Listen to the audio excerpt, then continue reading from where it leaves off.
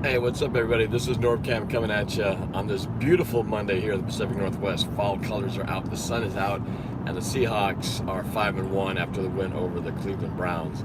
I talked a little about that win yesterday, and once again, this isn't a game where I go, hey, yeah, the Seahawks are a dominant football team. We are ready for the Super Bowl. We're far from that. And again, it took a little bit of luck, a little bit of help from some bad calls, but much more than that, a lot of resiliency, great play by Russell Wilson, the receivers, Chris Carson, and great coaching to make sure that we got that win. But we needed every single one on the defense to get turnovers and special teams. And we needed every one of those breaks to get that win yesterday. So don't be too fooled, or I should say, don't be too overhyping ourselves that we are as good as our record is. And I'm just being cautionary right now because we've got a lot of work to do. And while I'm very happy to be 5-1, I know the reality is there's still a lot more we got to improve on, which is great. There's nothing better than to know you need to improve and still be sitting on a really good winning record. So I haven't really watched much of that game, the Rams 49ers, but I've seen and read enough of it to know that the Rams got just dominated by the 49ers. And we all were wondering, is the 49ers really that good, or are they just playing a bunch of not good teams, and we just haven't really seen what they would look like against a really good team. And Dukes of Hazzard, $1.99 super chat, thank you, man. Just skating by. Thanks for the support.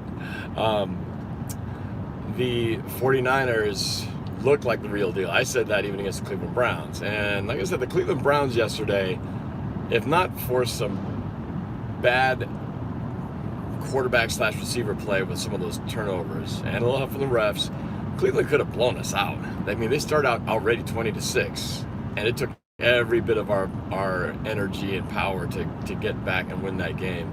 But they could have easily, had they had a little bit more experience, a little bit more, I think composure. They really should have had a lot of confidence. We are always traditionally a team that starts slow and gets stronger, especially as we approach November and December. So we have Jarran Reed coming back. And I keep saying our pass rush is going to come. I thought it was going to come yesterday. It didn't come. Am I concerned? Yeah, I'm concerned because if we don't get it sooner than later, we're going to start losing to some teams who have some really good offensive lines and who have some quarterbacks who actually make some throws and some receivers going to actually catch. So the pass rush needs to get better. Hopefully Jarran Reed coming back will assist in that. But the Rams are in trouble. Okay, the Rams did not look good against the 49ers, and the 49ers on the flip side of that look really, really good. They've built that team right.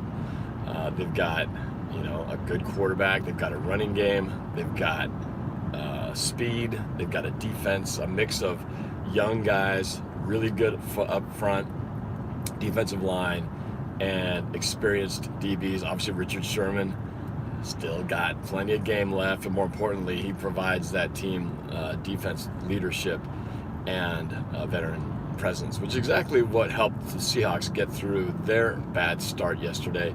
Having Russell Wilson not panicking and freaking out, Bobby Wagner getting the team together when they were down 20-6 and saying, look, let's get this thing going, just do your job. We've been here before, we're built for this, all that kind of stuff. So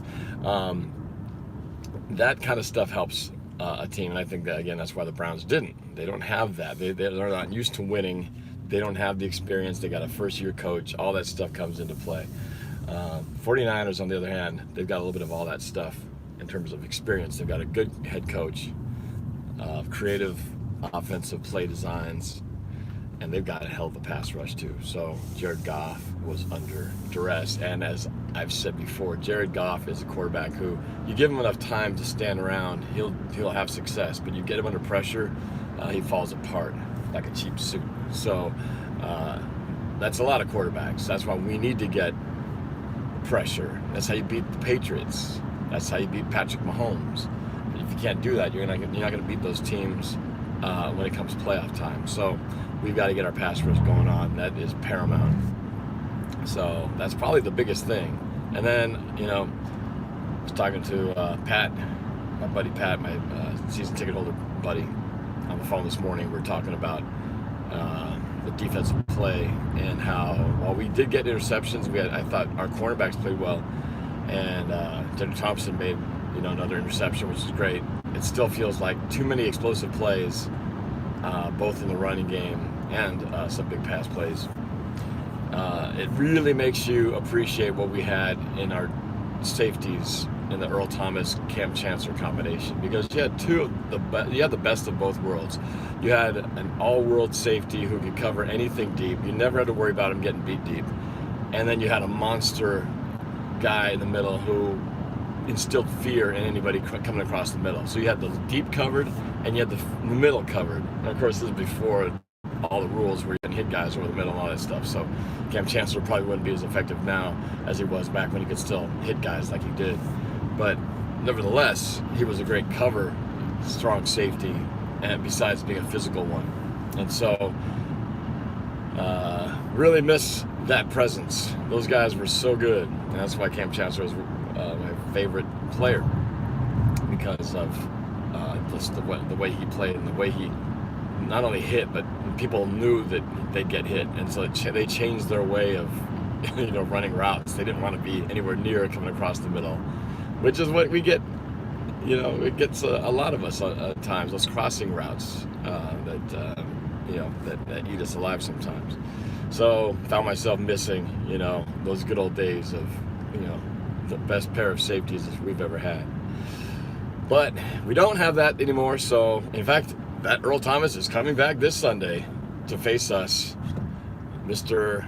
giving us the bird, giving Pete Carroll the bird on the way out, which will add to more drama. I'm sure that the media will be all over that as this game starts to ramp up for Sunday.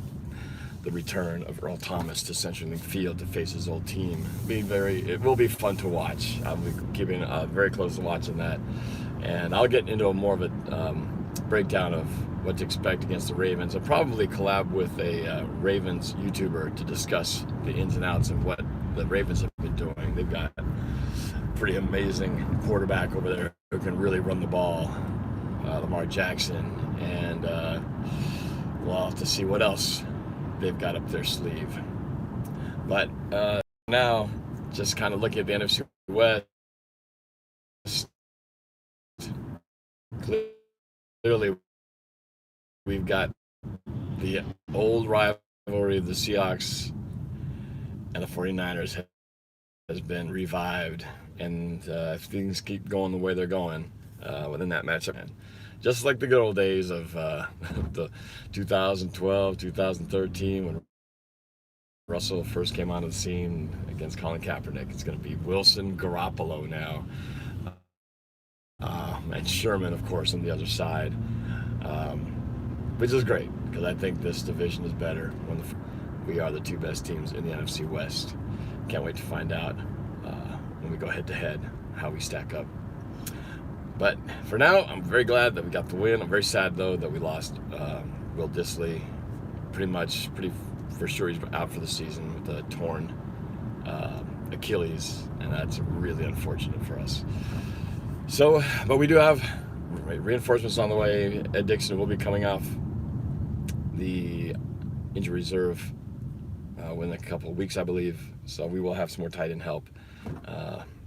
Not quite Will Dissly, but at least we do have backups coming. So that's it for now, guys. I just wanted to get those thoughts out there. And yep, one more game coming. They don't get any easier, but they definitely become much more exciting and more fun to look forward to. So we'll talk to you guys during the week. Looking forward to it, and hope you have a good one. Go Hawks, baby.